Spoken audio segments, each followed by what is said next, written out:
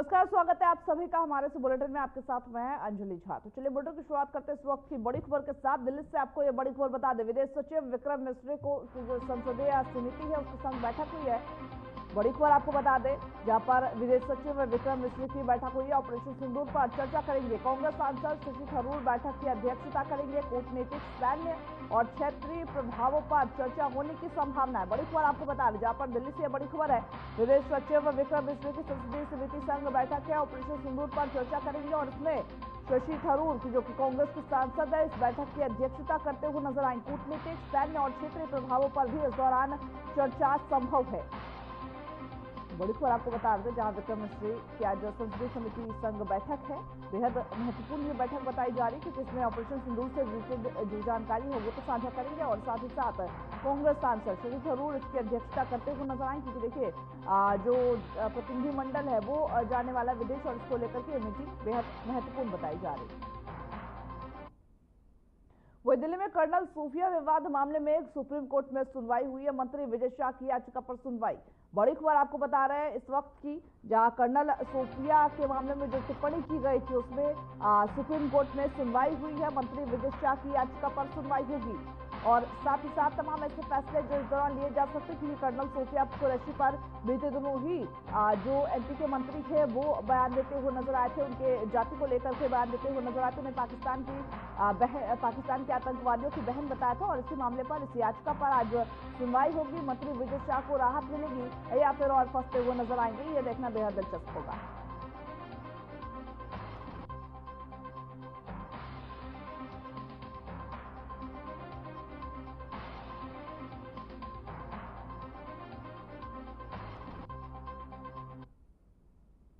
महाराष्ट्र के सोलापुर जिले के एमआईडीसी क्षेत्र स्थित सेंट्रल इंडस्ट्री की एक फैक्ट्री में देर रात भीषण आग लगने से अफरा तफरी का माहौल बन गया। इस दर्दनाक हादसे में अब तक 8 लोगों की मौत की पुष्टि हो चुकी है, जबकि कई दमकल कर्मी झुलसकर घायल हो गए। वही आग पर काबू पाने के लिए फायर ब्रिगेड को लगभग 17 घंटों की मशक्कत करनी पड़ी। आग के कारणों की जांच की जा रही है और प्रशासन ने फैक्ट्री में सुरक्षा इंतजामों की समीक्षा के लिए विशेष जांच टीम का भी गठन किया। वही प्रधानमंत्री नरेंद्र मोदी ने हादसे पर दुख जताते हुए मराठी में ट्वीट किया। प्रधानमंत्री कार्यालय के अनुसार प्रधानमंत्री राष्ट्रीय राहत कोष यानी कि पीएमएनआरएफ से जो प्रत्येक मृतक है उसके परिजनों को 2 लाख की आर्थिक सहायता दी जाएगी, जबकि घायल जो है उनको 50,000 की सहायता राशि प्रदान की जाएगी। राष्ट्रपति द्रौपदी मुर्मू ने भी इस हादसे पर गहरा दुख जताते हुए ट्वीट किया। सोलापुर महाराष्ट्र में एक फैक्ट्री में आग लगने से कई लोगों की मृत्यु होना अत्यंत पीड़ादायक है। मैं सभी शोक संतप्त परिवारों के प्रति गहन संवेदना व्यक्त करती हूं और घायल हुए जो लोग हैं उनके शीघ्र स्वस्थ होने की कामना करती हूं। घटना को लेकर के राज्य सरकार भी सक्रिय है और सोलापुर प्रशासन को राहत और बचाव कार्य में तेज करने के लिए निर्देशित करते हुए नजर आई है।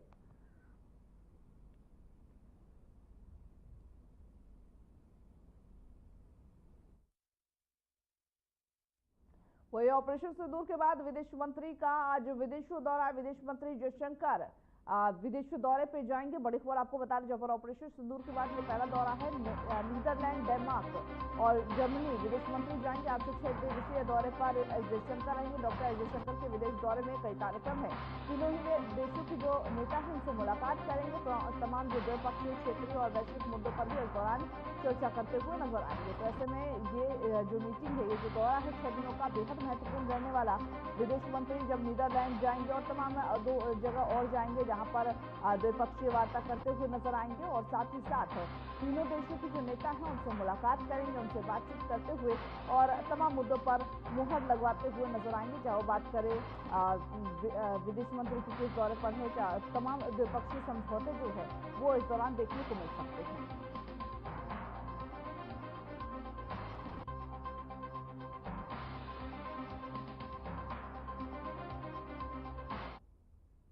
वही हैदराबाद में बम विस्फोट की साजिश नाकाम हुई है। आईएसआईएस मॉड्यूल से जुड़े 2 आतंकी पकड़े गए। तेलंगाना आंध्र प्रदेश पुलिस जो है उसका संयुक्त ऑपरेशन सफल हुआ है। बड़ी खबर आपको बता रहा है, विजयनगरम हैदराबाद से 2 आतंकी गिरफ्तार किए गए। हैदराबाद में ISIS मॉड्यूल से जुड़े 2 आतंकी पकड़े गए हैं। बताया जा रहा है कि पुलिस और आंध्र पुलिस और तेलंगाना पुलिस की यह संयुक्त ऑपरेशन थी, जिसका ये असर देखने को मिला। विजयवाड़ा हैदराबाद से ये दोनों पकड़े गए हैं। हैदराबाद में बम विस्फोट की जो साजिश थी उसको नाकाम करते हुए नजर आए। ISIS मॉड्यूल के 2 आतंकी गिरफ्तार किए गए, पकड़े गए। उनसे पूछताछ भी की जा रही कि आखिर क्या कुछ इरादे से वो ये करने वाले थे और साथ ही इनका क्या पाकिस्तान से भी कोई लिंक है। इन सभी मामलों पर छानबीन करते हुए तेलंगाना पुलिस और हैदराबाद पुलिस नजर आ रही है।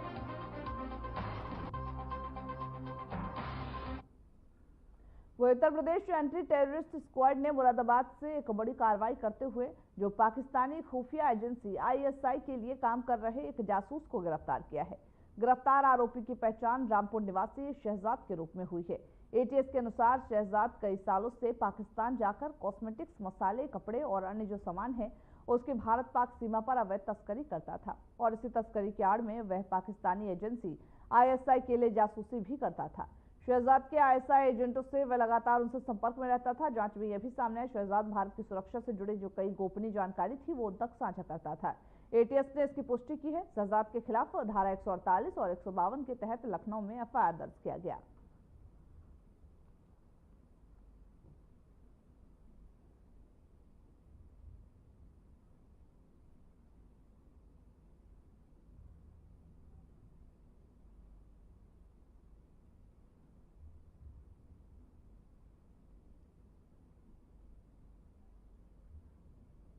वही पंजाब के जालंधर फैक्ट्री में भीषण आग लगी है। औद्योगिक क्षेत्र में रबर फैक्ट्री जली है। दमकल की जो कई गाड़ियां हैं वो मौके पर मौजूद है और आग बुझाने का प्रयास लगातार जारी है। हालांकि आग से इलाके में हड़कंप मचा हुआ है। रबर फैक्ट्री में आग में किन वजहों से आग लगी है इसकी जांच जारी है। तो पंजाब में जहाँ ये एक बड़ी दुर्घटना सामने आई है, आग से इलाके में हड़कंप मचा हुआ है। रबर फैक्ट्री में आग लगी है। हालांकि इसकी जांच की जा रही है कि आखिर किन वजहों से आग लगी। पंजाब के जालंधर के फैक्ट्री में ये भीषण आग लगी, जिसको बुझाने के लिए कई जो दमकल की गाड़ियां हैं वो मौके पर मौजूद हैं और लगातार आग बुझाने का प्रयास जारी है। आग से इलाके में हड़कंप जरूर मचा है और साथ ही साथ समय रहते आग को काबू पाने के लिए तमाम ऐसे प्रयास हैं जो किए जा रहे हैं और इसके साथ ही साथ छानबीन भी की जा रही कि आग किन कारणों से लगा, क्या शॉर्ट सर्किट का कोई कारण था या फिर कोई अन्य प्रमुख कारण था, उसको लेकर के भी छानबीन की जा रही है।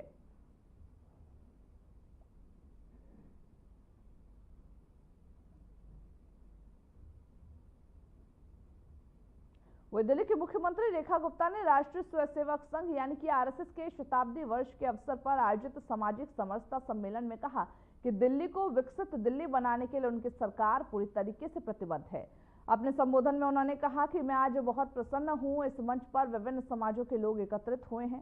प्रधानमंत्री मोदी के शब्दों में सबका साथ, सबका विकास, सबका प्रयास और सबका विश्वास। सम्मेलन में सामाजिक समरसता और सभी वर्गों के बीच सामंजस्य बनाए रखने पर जोर दिया गया। मुख्यमंत्री ने सभी समुदायों से एकजुट होकर के विकास की दिशा में काम करने का आह्वान किया। आपने ये निर्णय किया, उस दिन दिल्ली हम जीत गए। और विश्वास दिलाती हूं आदरणीय अरुण जी, आपने जनता के बीच में जाकर के जो वायदा किया, चाहे पानी हो, चाहे सीवर हो, चाहे दिल्ली वासियों के लिए जितनी भी तकलीफें हो, उन सब को खत्म करना हमारा एकमात्र ध्येय है। 27 सालों की ये जो परेशानियां हैं, 27 सालों की जो तकलीफें हैं, भारतीय जनता पार्टी की डबल इंजन की सरकार उन एक एक परेशानियों को खत्म करने के लिए, उन तकलीफों को खत्म करने के लिए दिन रात 24/7 मेहनत कर रही है। आप सभी कार्यकर्ताओं का सम्मान हमारे लिए ईश्वर की पूजा के बराबर है। आपने जो वायदे जनता से किए, उन वायदों को पूरा करना ही हमारा एकमात्र लक्ष्य है। दिल्ली की जनता, जिन्होंने वर्षों तक तकलीफें झेली, जो कई साल, कई दशक पीछे हो गए, जहां देश तरक्की करके आगे बढ़ गया, दिल्ली पीछे छूट गई थी। इस बार दिल्ली को हम विकसित भारत के साथ ताल में ताल मिला करके विकसित दिल्ली की राह पे लेकर के जाने के लिए पूरी तरीके से प्रतिबद्ध हैं। मैं आज बड़ी प्रसन्न हूं कि आप सब विभिन्न समाज के लोग आए। हमारे तो नेता, हमारे देश के प्रधानमंत्री एक ही विषय कहते हैं, सबका साथ, सबका विकास, सबका प्रयास और सबका विश्वास। आपका विश्वास होगा, हमारी सरकार का प्रयास होगा और जनता का विकास होगा और पूरा भारत इस विकास की राह पे चलेगा।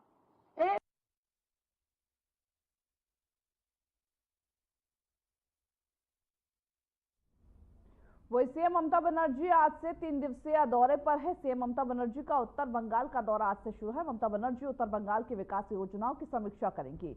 बड़ी खबर आपको बता रहे हैं, जहां पर पश्चिम बंगाल के सीएम ममता बनर्जी आज से 3 दिवसीय दौरे पर है और इस दौरान ही उत्तर बंगाल का दौरा करते हुए वो नजर आएंगी और इस दौरान उत्तर बंगाल में क्या कुछ विकास हुआ है, कहां पर कौन सी जो परियोजना है वो अटकी पड़ी है, इन सभी को लेकर के वो जांच करते हुए नजर आएंगी। इन सभी का निरीक्षण करते हुए नजर आएंगी। जो ये 3 दिवसीय दौरा है उनका बेहद खास होने वाला है, क्योंकि तमाम ऐसे मुद्दे रहेंगे जो उत्तर बंगाल के हो सकता है कि जनता से भी मुलाकात कर उनकी समस्याओं को भी सुने, वहां के कार्यकर्ताओं से भी मुलाकात ममता बनर्जी का संभव है।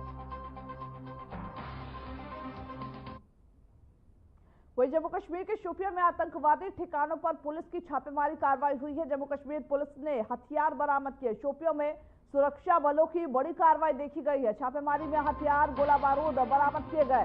बड़ी खबर आपको बता रहे, जहां पर जम्मू कश्मीर के शोपियां में आतंकी ठिकानों पर छापेमारी कार्रवाई की गई है। जम्मू कश्मीर में सुरक्षा बलों ने ये बड़ी कार्रवाई की है, जहां पर छापेमारी में हथियार, गोला बारूद समेत जो तमाम आतंकवाद फैलाने में उपकरण थे वो निकाले गए हैं। शोपियों में आतंकवादी ठिकानों पर यह छापेमारी कार्रवाई की गई। जम्मू कश्मीर पुलिस ने ये जो छापेमारी कार्रवाई है वो किया है।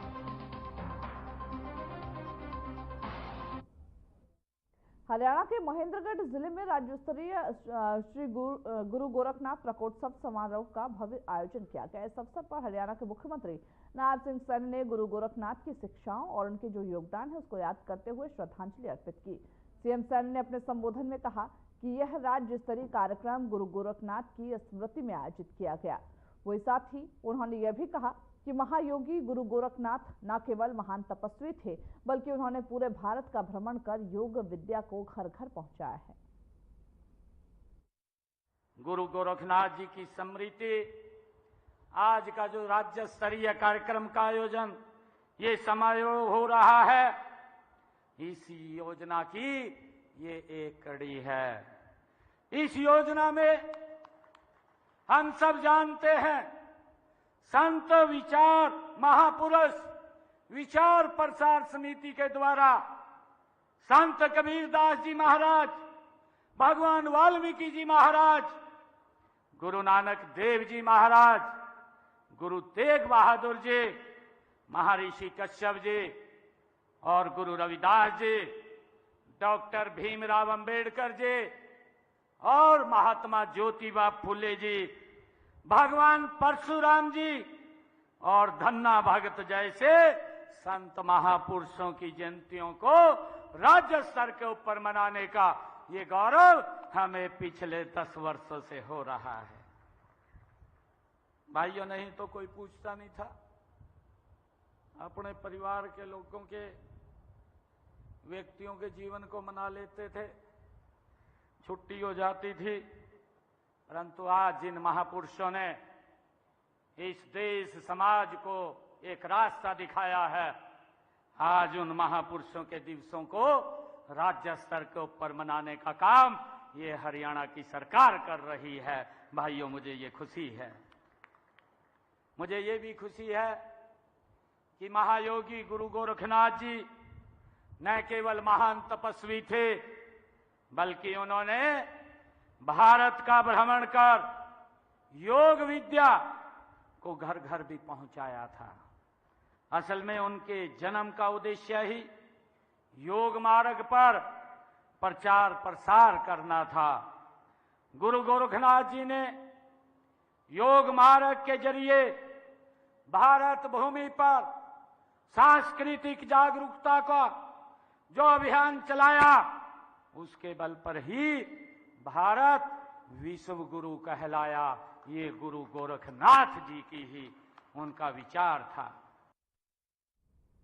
वही महाराष्ट्र के मुख्यमंत्री देवेंद्र फडणवीस ने नागपुर स्थित सरकारी मेडिकल कॉलेज और अस्पताल में विभिन्न विकास परियोजनाओं का उद्घाटन किया और साथ ही साथ इस अवसर पर मुख्यमंत्री ने मेडिकल कॉलेज परिसर में बनाए गए नए भवन, अत्याधुनिक चिकित्सा सुविधाएं और उन्नत इंफ्रास्ट्रक्चर का लोकार्पण किया।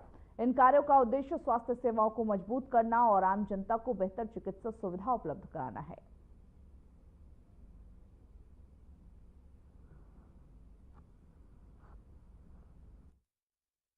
वही संभल जामा मस्जिद सर्वे पर फैसला है। आज हाईकोर्ट आज दोपहर के 2 बजे ये फैसला सुनाएगा। मुस्लिम पक्ष ने याचिका दायर की थी, न्यायिक आयोग की कमेटी जांच कर रही है। बड़ी खबर आपको बता रहे, जहां पर आज ये फैसला सुनाने वाली है कोर्ट।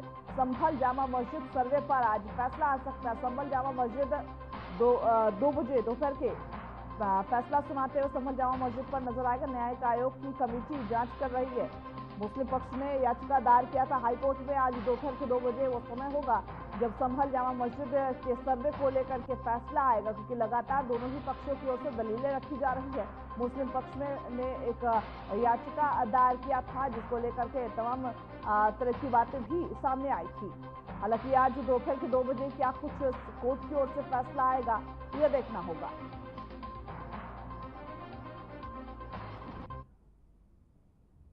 उत्तर प्रदेश के मुरादाबाद रेलवे डिवीजन ने देशभक्ति और राष्ट्रीय एकता की भावना को उजागर करते हुए अपने कार्यालय परिसर को तिरंगे की रोशनी से सजाया और सैनिकों को भावपूर्ण श्रद्धांजलि अर्पित की। इस अवसर पर डिवीजन के अधिकारियों और कर्मचारियों ने मिलकर देश के जवानों के साहस और बलिदान को याद किया।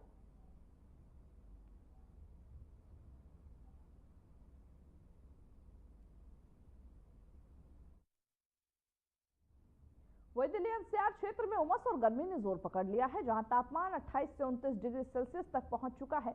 मौसम वैज्ञानिकों ने 24 मई तक हल्की बारिश और साथ ही तेज धूल भरी आंधी होने की संभावना जताई है। वही आज पूरे क्षेत्र में बारिश का येलो अलर्ट जारी किया। 2 दिन पहले भी हुई जो बारिश है उससे काफी उमस में कमी जरूर देखी गई है, जिससे न दिन में राहत मिल रही है और न ही रात को सुकून मिल रहा है। राजधानी दिल्ली समेत नोएडा, गाजियाबाद, गुरुग्राम में तापमान 38 से 40 डिग्री सेल्सियस के बीच दर्ज किया गया। स्काईमेट वेदर सर्विसेज के मौसम वैज्ञानिक महेश पलावत ये बताते हुए नजर आए कि इस बार मौसम में असामान्य गतिविधियां हो रही हैं, जिसके कारण लगातार बारिश हो रही। मानसून की दिल्ली एनसीआर में प्रवेश की तारीख अभी स्पष्ट नहीं है, लेकिन केरल में 27 मई को मानसून दस्तक दे सकती है।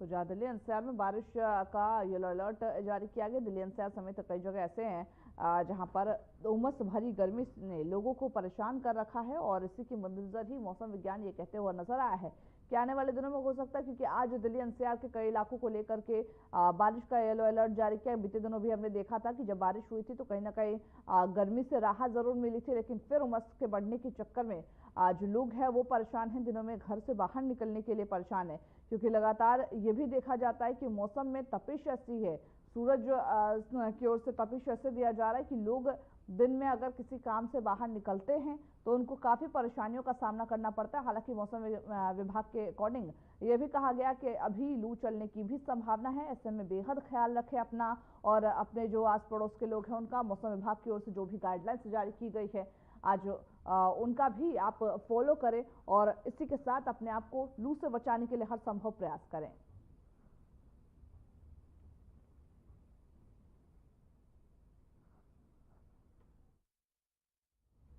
जल जीवन मिशन में लापरवाही बरतने वाले अधिकारियों पर योगी सरकार ने शिकंजा कसा है। जल जीवन मिशन में लापरवाही पर सीएम बेहद नाराज हैं। उन्होंने मिशन से जुड़े हुए 183 अफसरों और कर्मचारियों पर गाज गिराई।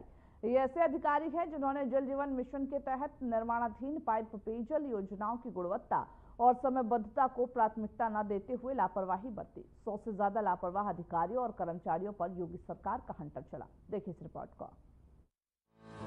मुख्यमंत्री योगी आदित्यनाथ ने जल जीवन मिशन के तहत निर्माणाधीन पाइप पेयजल योजनाओं की गुणवत्ता और समयबद्धता को सर्वोच्च प्राथमिकता देते हुए लापरवाही बरतने वाले अधिकारियों और कर्मचारियों के खिलाफ कड़ा एक्शन लिया है। जल जीवन मिशन के कार्यों की गुणवत्ता को लेकर मुख्यमंत्री योगी आदित्यनाथ कितने गंभीर हैं, ये उन्होंने एक बार फिर से साफ कर दिया है। सीएम योगी ने यह साफ कर दिया है कि किसी भी सरकारी योजनाओं में कोई भी किसी भी स्तर पर लापरवाही अगर होगी तो वो बर्दाश्त नहीं होगी। यही वजह है कि जल जीवन मिशन के तहत कार्यों की नियमित निगरानी और मूल्यांकन के आधार पर दोषी पाए गए अधिकारियों और कर्मचारियों पर गाज गिरती दिखाई दी है और ये एक्शन योगी सरकार ने खुद लिया है। जल जीवन मिशन में लापरवाही नहीं बर्दाश्त, पेयजल योजना कार्य प्रणाली पर बिठाई जांच। 6 अधिकारी सस्पेंड, 122 अधिकारियों पर गिरी गाज। घोर लापरवाही पर सीएम योगी का सख्त एक्शन। जल जीवन मिशन के तहत अब तक सबसे ज्यादा कार्रवाई अधिशासी अभियंताओं पर की गई है, यानी अब बख्शे नहीं जाएंगे लापरवाह अफसर। अब तक 7 मुख्य अभियंताओं पर अनुशासनिक जांच के निर्देश दिए गए हैं, जबकि 4 के खिलाफ कार्रवाई की गई है। इसके अलावा 5 अधीक्षण अभियंताओं पर जांच बिठाई गई है और 7 अन्य के खिलाफ कार्रवाई की गई है। 59 अधिशासी अभियंताओं पर जांच बिठाई गई है, जबकि 4 को निलंबित किया गया है। वहीं 32 सहायक अभियंताओं पर जांच बिठाकर 2 अफसरों को निलंबित कर दिया गया है। 19 अवर अभियंताओं की अनुशासनिक जांच के निर्देश दिए गए हैं, जबकि इस तरह लापरवाही बरतने वाले कुल 122 अधिकारियों के खिलाफ अनुशासनिक जांच और 55 लोगों को नोटिस जारी किया गया है। साथ ही 6 का निलंबन किया गया है। लापरवाह अफसरों पर कड़ा एक्शन लेते हुए सीएम योगी आदित्यनाथ ने साफ कर दिया है कि राज्य में विकास योजनाओं में अगर लापरवाही बरती जाएगी तो ऐसे लोगों को बख्शा नहीं जाएगा। सरकार की जीरो टॉलरेंस नीति के तहत बीते 4 सालों में 183 अफसरों कर्मचारियों पर सख्त अनुशासनात्मक कार्रवाई की गई है। इनमें से 122 अधिकारियों पर जांच बिठाई गई है, जबकि 55 को प्रतिकूल प्रविष्टि दे दी गई है और 6 को निलंबित कर दिया गया। जग जाहिर है कि मुख्यमंत्री योगी आदित्यनाथ की स्पष्ट नीति है कि अगर राज्य की विकास योजनाओं में लापरवाही बरती जाती है तो ऐसे अधिकारी कर्मचारी को किसी भी कीमत पर बख्शा नहीं जाएगा। उत्तर प्रदेश सरकार का लक्ष्य है कि प्रदेश के हर घर तक समय पर और शुद्ध जल पहुंचे। इस दिशा में राज्य सरकार पूरी पारदर्शिता और प्रतिबद्धता के साथ काम कर रही है। Bureau report, RNTV।